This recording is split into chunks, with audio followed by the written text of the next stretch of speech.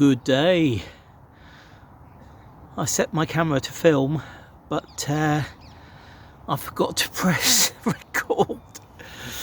So I've got some beetroot, which I harvested, one from there and one from over here.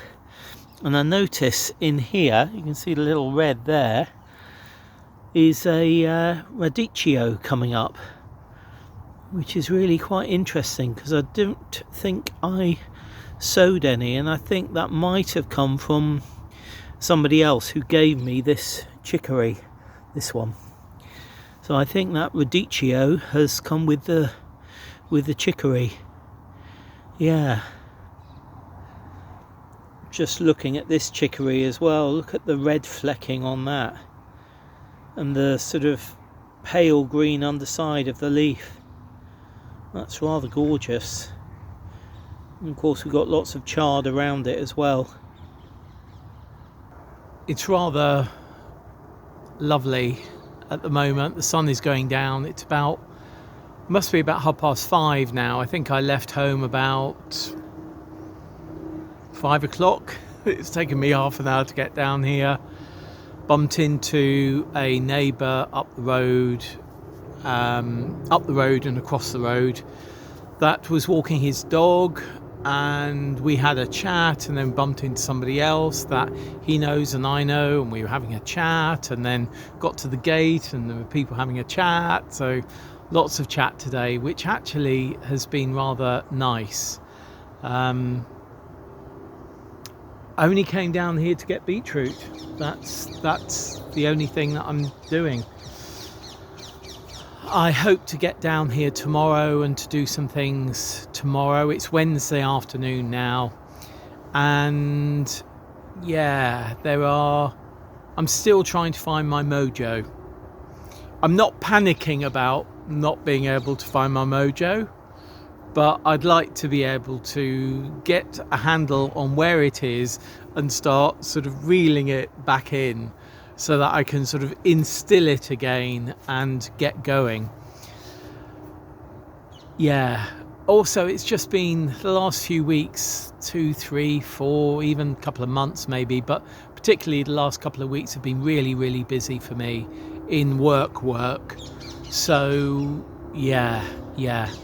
I do want to pop to the garden centre in the next day or so I will be doing that. I just want to get some multi-purpose compost because I'm going to be sowing those sweet peas, those perennial sweet peas, everlasting sweet peas. Now, somebody did say that they had planted some. I'm not sure whether they were the same ones as I've got, and they grew but they didn't flower, and I'm wondering whether that's what Peter meant about they wouldn't come to fruition. Peter's one of our plot holders here who used to work at Kew Gardens for many decades, so he knows his stuff. But I'm going to give them a sowing and see if we can get them growing anyway. And there's some bolted lettuce I need to take out of the poly. There's some lettuce in the greenhouse that I want to either put into the poly or into troughs in the greenhouse. And there's other jobs that I have to do, including the brassicas. So yeah, I will be seeing you later in the week, not too soon I think, down here, because even if I can't find my mojo, I've still got to get on and do some jobs, definitely. I've noticed that the figs at the back of the plot that I've got in pots there, they're beginning to lose their leaves, or one of them doesn't have any leaves on, and the two others in pots are, I think, beginning to lose their leaves because they're very young plants. They're very young, and that's what they do. So anyway, I'm going to stop waffling. I wish my camera would pick up the glorious sky. Maybe it'll pick up it over there. Maybe the sun's gone down a little bit, it'll pick it up. I'm going to turn you round, but for the moment I'm going to wish you well and see you again down here very soon. Bye.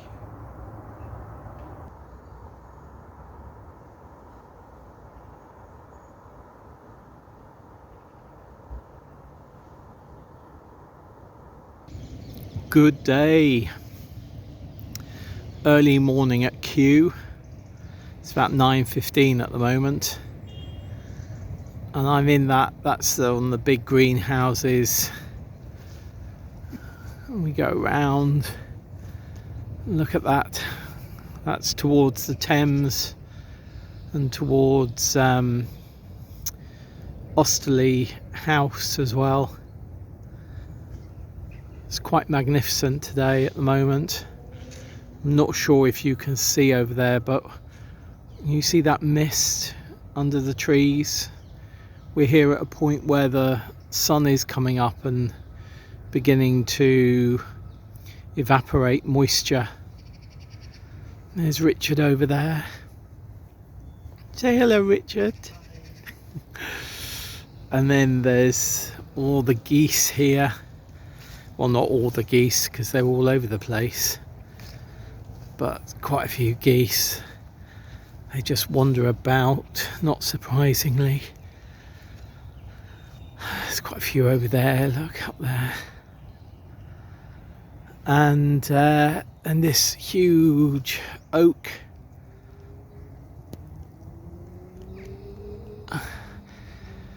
I think this was moved, if I remember correctly, because it was in the way. It was moved when the gardens were built or something. Turkey oak, evergreen cork oak, spontaneously crossed, and a new hybrid arose, the Luckham oak. Gosh, look at it in that photo. Can you see there?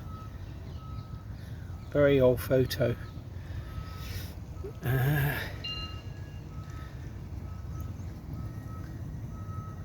He stored the wood under his bed. The species is named after William Luckham, the nurseryman who found it. He became so attached to the original hybrid tree that he had it felled and stored the wood under his bed to be used for his coffin. The tree 17 meters tall. Well, I'm sure this was, maybe it wasn't this tree that was moved. I don't know, maybe I've got that wrong. But I know a tree was removed and moved because it interfered with a vista, and I thought it was that one. Because as you can see, you know, if you have something tall with a blue jacket right in the middle, it does spoil the vista. Look, here's one of the little trucks that go around Kew. Most are electric and you can't hear them now, and they have to hoot hoot. Anyway, according to Richard, we're going that way. Oh, look at that tree! Look at that tree with all dangly bits on it. I.e. the branches. It's like a weeping tree, isn't it? That's lovely. Oh, but look at that. Look at that. Quite majestic. Here's a tractor. Look. There's a tractor. They're not electric. We're just about to go up the treetop walkway up there, and I noticed as we came down the path just behind me that big metal structure over there, and it says they're building a irrigation pump house, because under this mound here, you can see, if I go here, you can see it's a mound, is a 280,000 litre water tank. I never knew that. And this is relatively new. It's definitely been added since the last time we came to the treetop walkway. And it says it will allow them to better, more sustainably water everything that needs watering at Kew Gardens, which is great. There was Smeaton's engine here, 1761 to 1850, which I guess was, it's an Archimedes screw, yeah, to bring water up. There we are. Something new at Kew, always. We're now at the top of the treetop walkway, and you can see the top of that irrigation building. You can't really make out the mound, but yeah, that's what we were just looking at down below. And over there, that's where they do all their composting, and some of the greenhouses you can see are there as well. But the composting's just, well, you can see some piles of compost. I'm not sure if you can see the steam coming off the heaps from this angle, but yeah, we're at the top of the treetop walkway. Just came up in the lift. That's down there. Is the path? Is that the path? Yeah, that's the path. God, we've got it to ourselves. So I'm going to have a walk around. Oh, something going on over there with some geese or something. Oh yeah, they're not happy.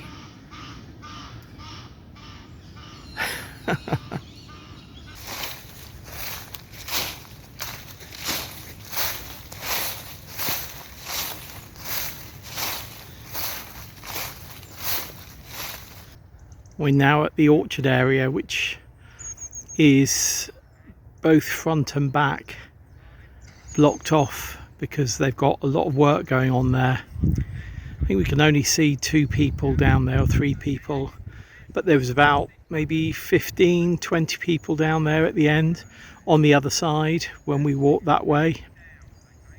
And it looks to me as though they're scarifying.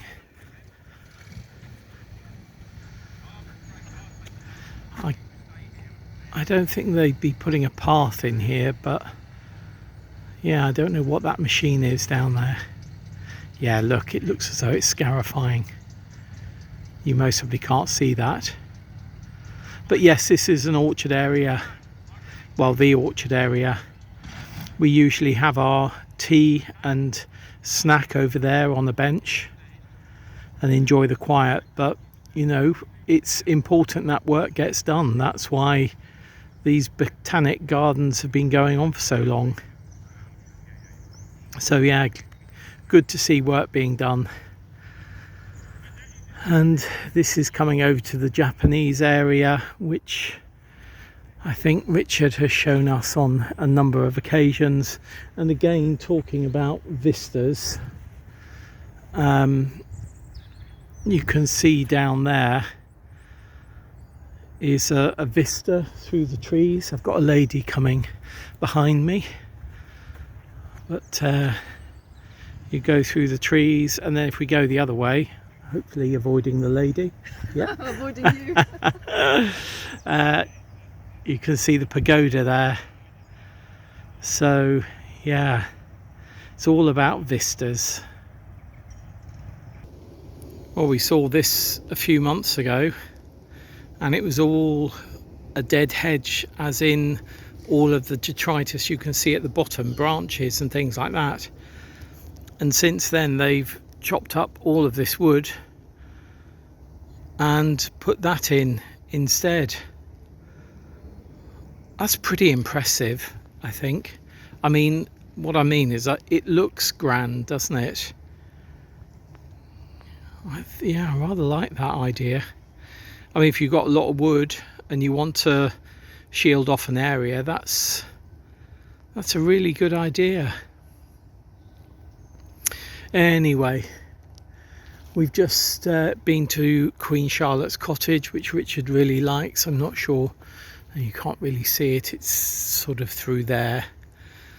And we're 3/4 of the way round Kew now. There's Richard down there.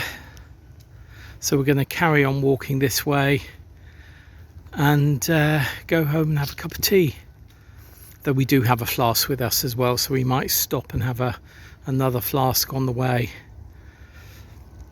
But the likely final bit of this segment is admiring this stack of wood, a wood stack dead hedge. Pretty impressed by that. See you soon. Bye.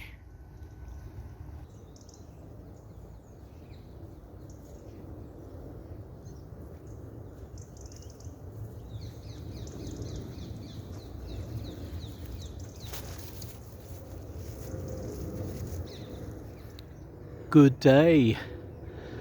The grass is so wet. It's a very different day to how it was when we went to Kew on Thursday, though the grass here is as wet, I won't say damp because it's more than that, as wet as it was on Thursday morning when we were at Kew. Anyway, I had peelings to bring down for the compost bin and lots of cardboard which I'm going to be tearing up to go into the compost bin before I put the peelings in. So I thought I'd come down and do a couple of other jobs as well. Just look at the droplets on that grass. I mean, the grass should have been trimmed, but I didn't get round to it. So if it does dry off tomorrow, I'll come down and trim. But it's just so wet. Anyway, I've got these lettuce here, and there's an extra one in there. You can mostly see. I can see there's an endive there as well. So these are going to go into the poly. Oh, somebody's stupid with fireworks. Honestly, absolutely annoys me so much. Oh, I can see it's... Let me just go and help a plot holder because I can see it scared her chickens. Right, the chickens are back in their pen. They were being given a walk around the plot, or the plot holder's plot. So I went over and helped. Anyway, yeah, so these are going to go into the poly. And then I notice over here, these are our nemesia, which I don't think have germinated because I think these are all feverfew here. There's another lettuce there. So actually what I'm going to do is I think I'm going to put these 5, 6 into the poly, and then I'll keep the endive, the other seedling here, and that one over there. I'll put them into that tray over there, and then maybe we can keep those in the greenhouse for the winter, which will just be a little bit warmer. As you can see, many of these lettuce have bolted. However, I'm just going to take a few leaves for our lunch, and then I'm going to take out the plants and give them to the lady that I've just helped with the chickens, because you know, fair exchange is no robbery, and we often get eggs, so it's good to do swapsies where we can. So yeah, a little bit of harvesting for us, and then that will leave some of the greenery and the buds, the flower buds at the top, and the roots for the chickens to peck over.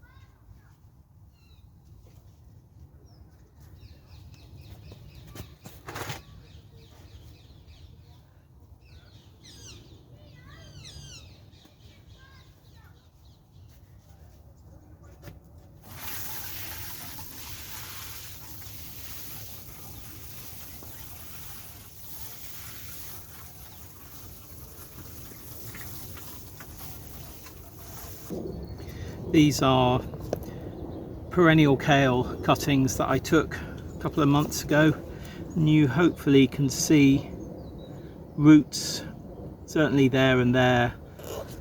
I think there's mostly roots throughout, so I'm going to pop these on now. No, look, that one's got no root. This one has. That one has. And that one, yeah, that one has got some root just coming. Let me have a look at, oh, that one's got some root just coming as well. These are obviously more well developed. I sort of don't want to disturb this root too much. Move that over. Having said that, that's exactly what I've done.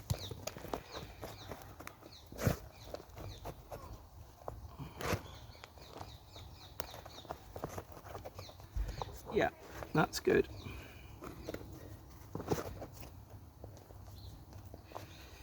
Firm down. That one's good. This one is virtually all in the corner already.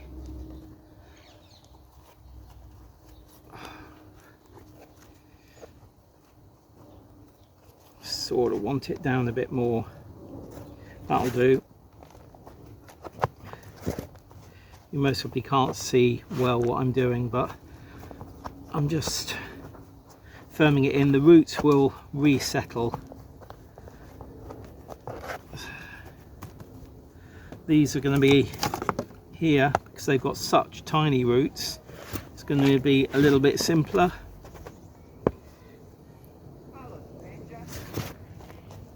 There we are.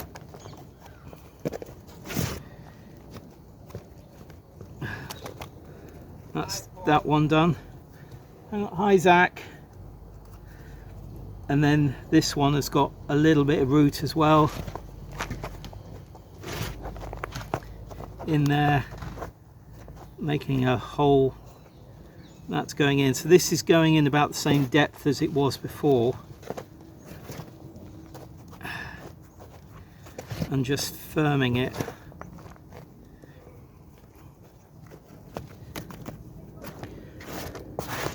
There we are. Move that up there. So those 2, 3, 4. These two really quite a good root system on them. These just starting. So there we are. 4 new plants from one plant.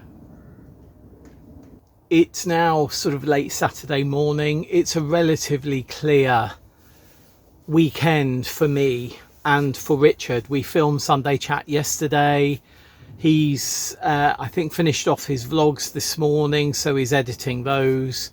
I'm down here doing a segment of Week at the Plot, so I'll edit that later and then do all the thing about uploading it, so it's there on Sunday at 6 o'clock for coffee members who have early access, and then it will be there on YouTube around 6 p.m. on Monday for everyone to watch on YouTube. So yeah, it's been such a busy couple of months. I know I've been chatting about that quite a lot, but it really has been. So I'm pleased to have got down here and done the lettuce, tidied up this bed a bit, put the lettuce in here. I've now pricked out the 3 lettuce and planted them into the little modules that these lettuce were in. I might have a look, I'll most probably have a look at Terry's videos to see how he deals with moss in polytunnels and greenhouses over the winter. I'm sure he'll have a video about that. This bed gets quite, this area is quite, it's right at the back.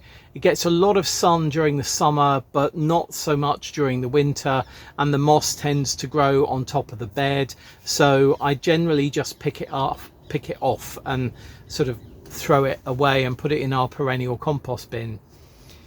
So, and then I hadn't intended, I was going to sow some seeds today. I hadn't intended to pot on those brassicas cuttings. So I'm pleased to have done that.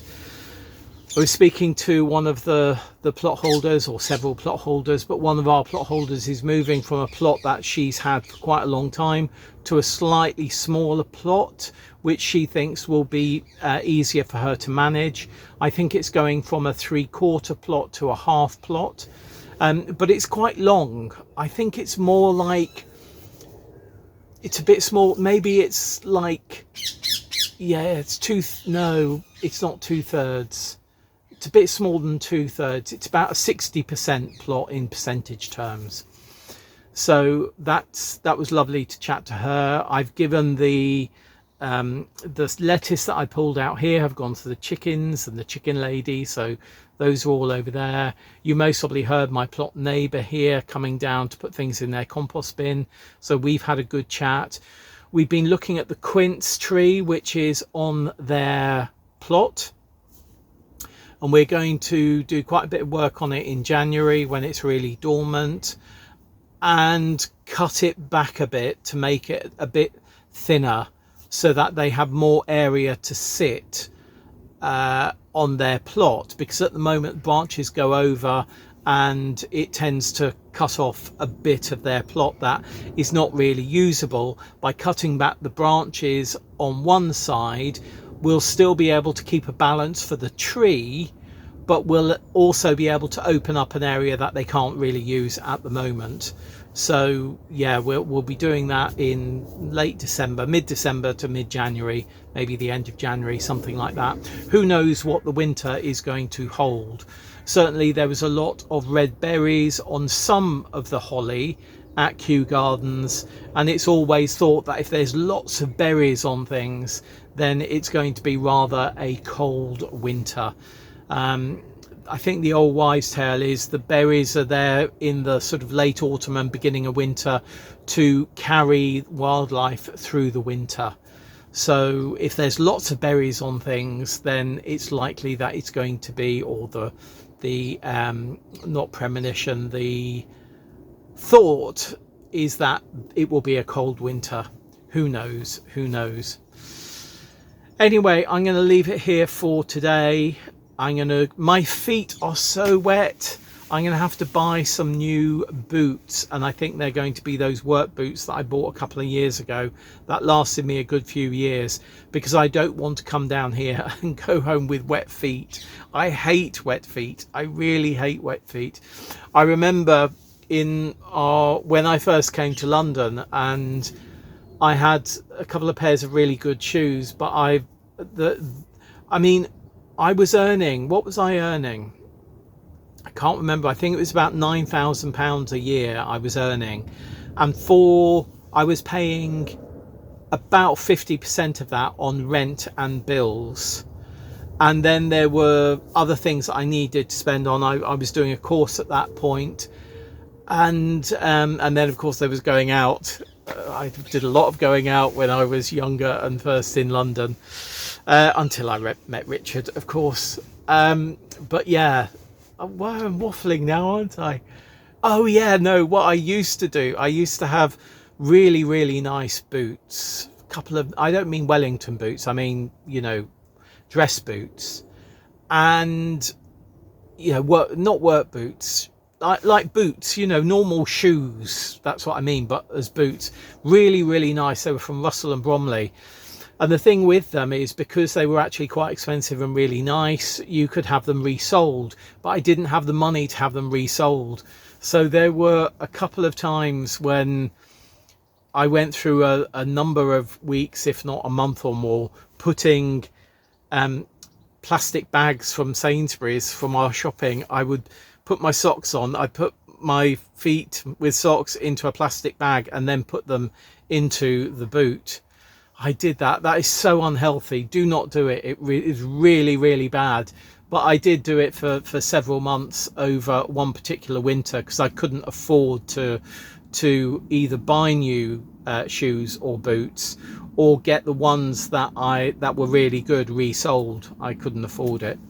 But yeah, I've certainly not, at the age of 58, and with a few pennies, not a huge amount, but a few pennies in the bank and working like I am, and you know, coffee supporters and things like that, I'm not going to go down that road and keep my feet dry via that mode. I am going to buy a pair of those boots, rigger boots, I think they were rigger boots. They were really good. Anyway, waffling waffling. There's always waffle, isn't there? There's always waffle. Right, I am going to go. Any comments, any questions, please do leave them down below. I will get back to you. It might not be instantly, but I'll get back to you within a few days or certainly a week. And if you're on Planet Vegetaria, there'll be uploads of segments through the week. If you watch on YouTube, there'll be another full upload in a week's time. What we'll be doing next week, I have no idea whatsoever. Actually, no, I do have a little bit of an idea, and it sort of involves these. So I do have an idea of one thing we'll be doing next week. If it's dry tomorrow, I'll get down here and do some more work, just generally tidying the plot. And if it is dry, I will do some strimming. I mean, it's very wet at the moment. I won't strim if it's this wet. If it's quite a bit drier, or not quite a bit not so wet, I might strim tomorrow. At least the paths. Yeah.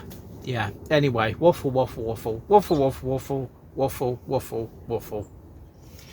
Whatever is happening in your garden, your growing space, or your allotment, I hope you're having time to sit down and plan and think of the months of growing ahead, particularly if you're in the southern hemisphere, or in the northern hemisphere, getting your garlic and your broad beans in the coming weeks if you haven't done so already, particularly with garlic. And yeah, thinking about what seeds you might need for this growing year as well in the northern hemisphere. Anyway, I'm looking at the forget-me-nots in front of me. There is such a huge mass there. I think I might offer them up on our WhatsApp group, because I'm sure there will be some people who would like a clump of forget-me-nots, because they will just spread anyway. You know, if I take clumps out from the middle of the big clump that is there, then the forget-me-nots will just spread into that by sort of next spring anyway and be flowering. Right, I'm going, stopping waffling. See you very soon. Happy growing. Bye.